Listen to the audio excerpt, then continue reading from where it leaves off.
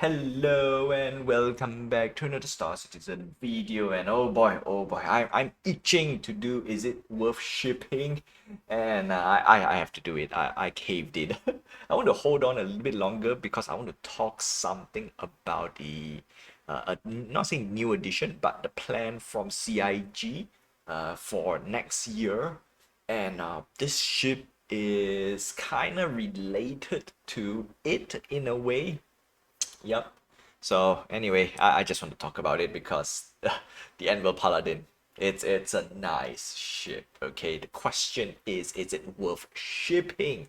And before we begin, don't forget to like, subscribe, hit the notification button, and help this channel grow. I'm trying to get to 1,000 subscribers by the end of the year, and of course, the number one PSA, the only PSA for anything Star Citizen is that you only need a starter pack in order to enjoy Star Citizen. Everything else is just extra. It is to support the development of not CIG. It's to help CIG or fund CIG to develop Star Citizen, and they raise lots of money already. And I'm gonna say straight up, there will be lots more ship sale.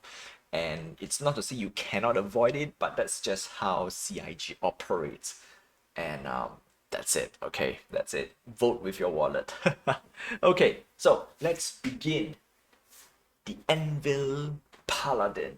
And this is a gunship that I have been looking forward to ever since they revealed the concept sale. I think was it last year? I don't think it's last year though. Oh, I totally forgotten. It feels like it's last year, but I have a feeling they introduced the Paladin like not long ago, as in this year. And now we get it flight ready. Technically, all three ships are playable in the PTU. They are flight ready. So, whew. Okay.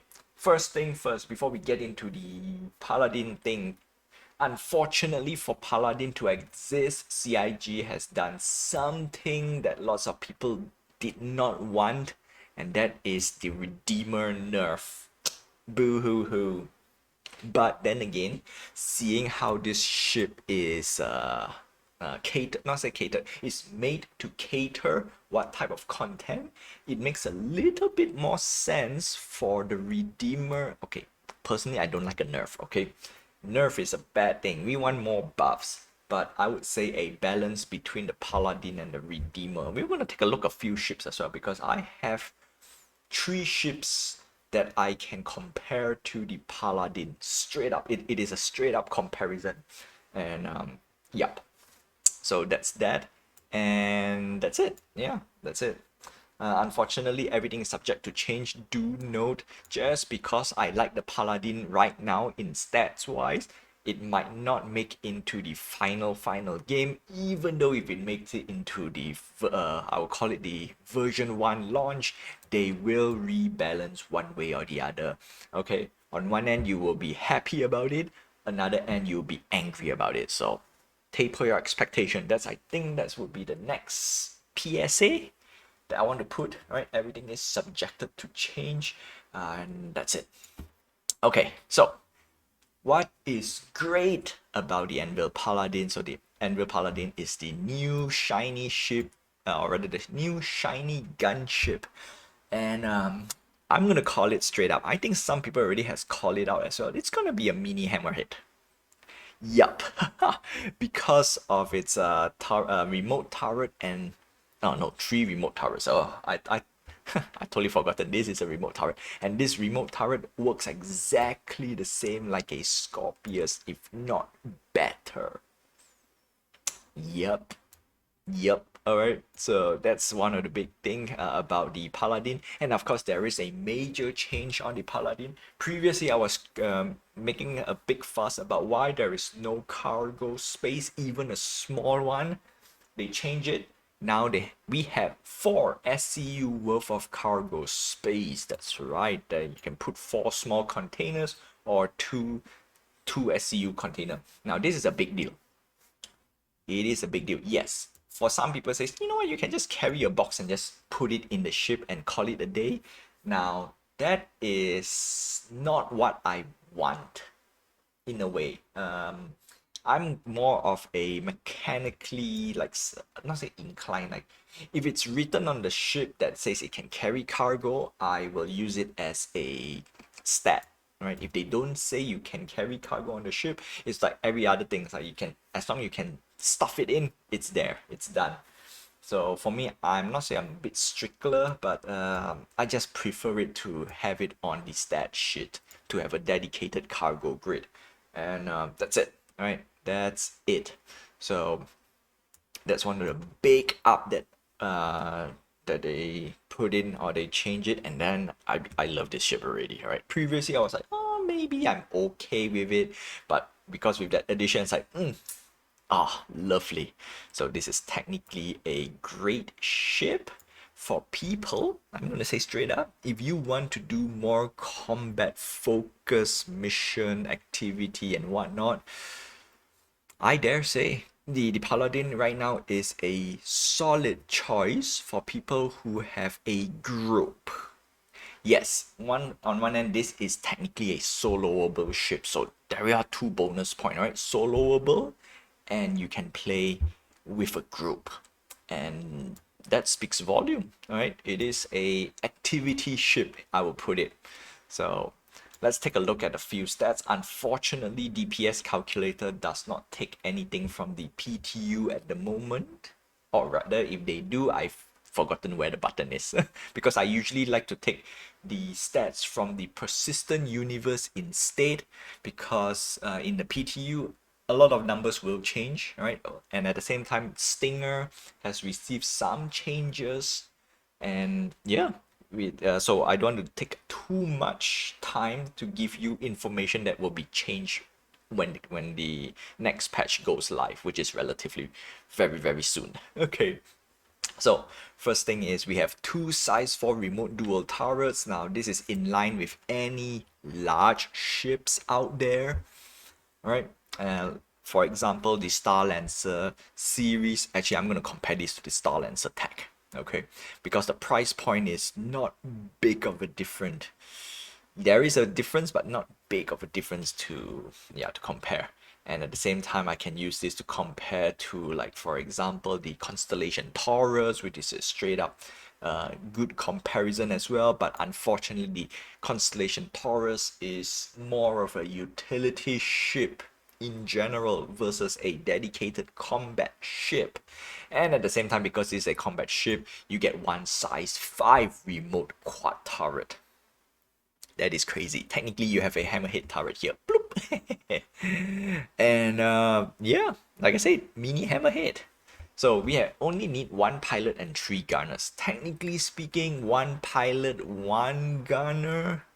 Like, because you only want one gunner on the size 5 remote quad turret, and then the pilot, you can control the size 4 remote dual turret, which is great. And of course, we got some missiles. Missiles, nah, I think it's, when it comes to gunship, missiles is just I would call it a decoy attack, right? Just to scare people away, just launch some missiles. But once you finish up 6, yeah, it's very fast, right? Relatively fast. So that's that. And yep. So interesting. Definitely very interesting. So we want to look at the price tag: $350 for standalone, $225 for the Warborn version. Personally speaking, don't bother with everything up there. Just go for the upgrade now and go for the cheapest. And personally, this is how I get all my ships.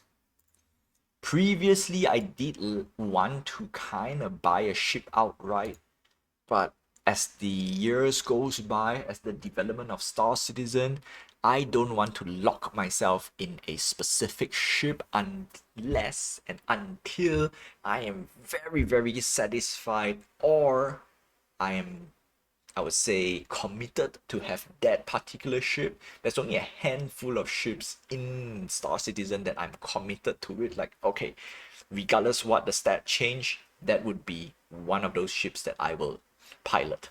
And if you are, I mean, even though if you have a ship that you want to, like, for example, keep in your hangar forever, still use the upgrade now button because it's just cheaper, right? It's just relatively cheaper because you can easily get $225 and below. That's right. In fact, you can get it below right now with some of the ships that are available for you to buy. So that's it. That's the only recommendation that I will give if you want to spend more than just a starter pack. So that's that. Now let's take a look at the stats because we have some comparison. Obviously, the first ship that I'm going to compare to is the Star Lancer tech. And yes, Star Lancer tech has less, not say less weapon, okay? If you look at the stat sheets, actually the weapon is quite a lot. Size 4, this, okay, so we start with pilot control weapon. Pilot control weapon. Why do they say size 6 over here? I think they put it wrongly though. Huh. Interesting. Size? Alright, basically the Star Lancer tech sight, or I'm gonna call it a sight turret, it is a dual size 4, which is literally in line with the Paladin's pilot control weapon. Size 4 dual turrets, 1-to-1. And then the rest of it, we don't care about the missiles for now. Like we have remote turrets everywhere. Those are, you need another crew. You need a crew. So that's that straight up direct comparison. Unfortunately, again, we don't have the stats for the Anvil Paladin just yet. This is mainly because it's not live, but we can use this as a quick little, what do you call this? Comparison? No, reference. Because what we want to do is for a ship that big, like the Star Lancer tech, we care about maneuverability, and this is very important. That's why we want to have the kinda a live air quote stats to compare to. So unfortunately we do not have at the moment, just at the moment, alright. So for that, what I can do is we can only speculate just a little bit, right? Just a little bit. How would the handling be? Personally, if the Anvil Paladin has, actually Anvil Paladin should have better maneuverability compared to the Star Lancer tech in order to be a little bit more competitive. I think I pronounced that wrongly. Competitive? Yeah, okay. Because one of the biggest reasons why the Star Lancer tech, which I will always bring it up, is Star Lancer tech has a medical facility. It is a tier 3 medical bed, right? The lowest tier, not a big, I mean, not really something to boast, but it is kind of important because if you want to go for a guerrilla mission, you want to do a small, what do you call this? Any of the small missions with your friends, medical bed is straight up one of the best facility to have. Okay, straight up. So that's that. And of course, do note that the Star Lancer tech is size 5. Okay, size 5, because what we want to compare to is the direct competitor, which is the Aegis Redeemer at size 4.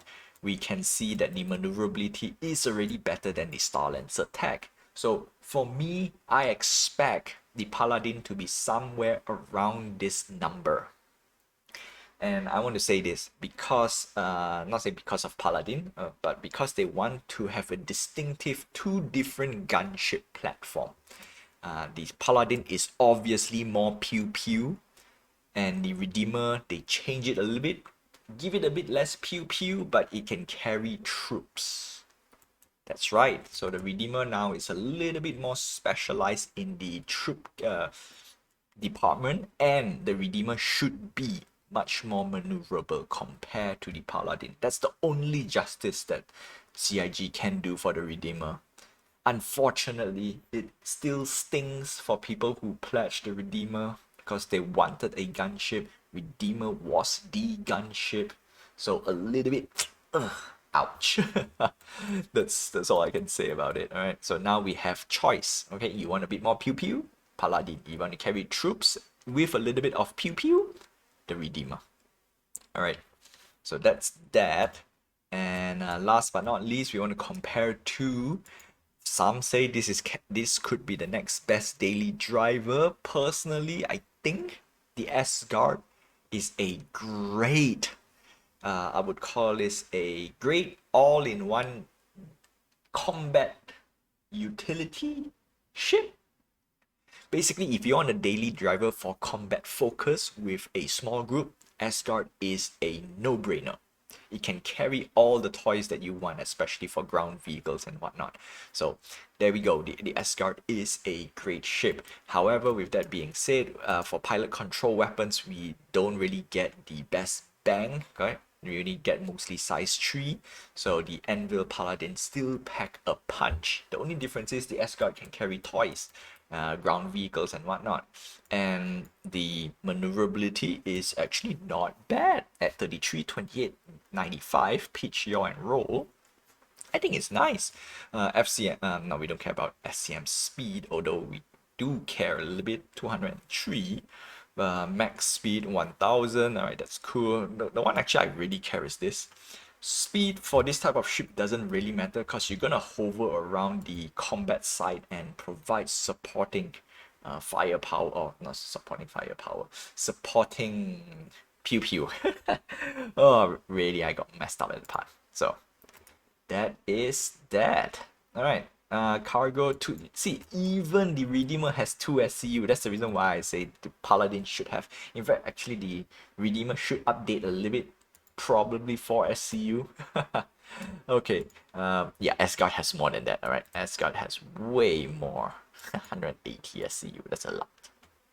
That's a lot. So at the end of the day, if the Paladin should fall in between Asgard and Redeemer. That's how I put it this way. It is a ship in the middle for that. And that's it. Yeah, overall, I am super happy with this ship. And I'm going to close with this. Because a lot of times I've been talking about ships and whatnot. And now we're going to do a small little extra in between. Is it worth shipping Anvil Paladin? In my opinion, the answer is a yes. It's not a solid yes, it's just a yes because we have alternative to the Paladin. The S-Guard, and if you want to carry more stuff, the Redeemer, so-so, but the Star Lancer tech is a direct competitor. Unfortunately, the Star Lancer tech is definitely much more slower than the Paladin, and it should be slower than the Paladin. With that, out of all the military combat ships out there, if I were to pick, if I really were to pick, it's actually in between Paladin and Star Lancer tech. Not to say I don't like the Asgard and other ships out there, but if I want a group activity ship, a wholesome group activity ship, it's very hard to give up the Star Lancer tech. I'm gonna say straight up, it's very hard for me to give up.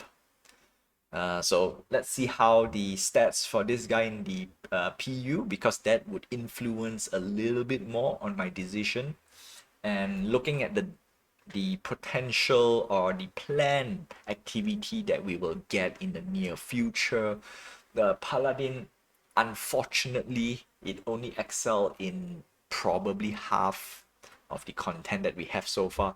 Bunker Rush, Star Lancer tech is a little bit much better because of the medical bait. Let's see what else. Siege on Orison. Okay, Paladin can shine. Xenothreat, Paladin can shine. Star Lancer tech will do the hauling, so it's two different things. What else? The upcoming okay, that part I will reserve for another video because we're gonna talk more about instancing and those type of activity which will influence as well.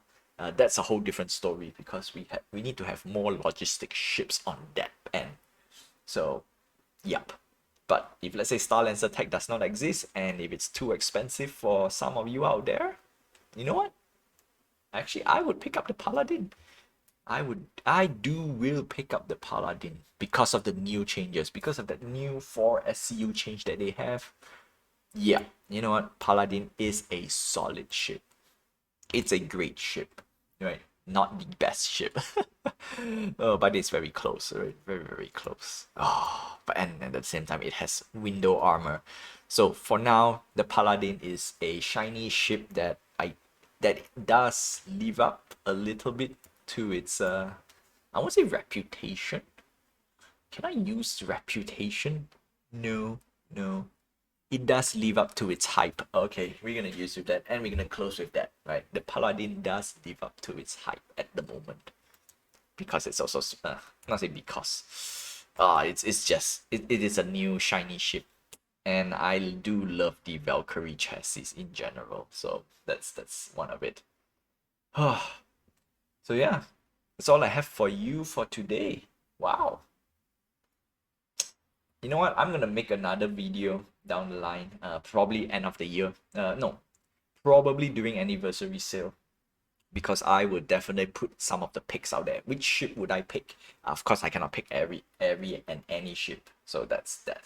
And with that, I don't take too much time, so don't forget to like, subscribe, hit the notification button, and help this channel grow. I'm trying to get 1,000 subs by end of the year, and of course, this video is sponsored by me. Mwah. So until then, I will see you in the verse and fly dangerous. Yeah, mini hammerhead.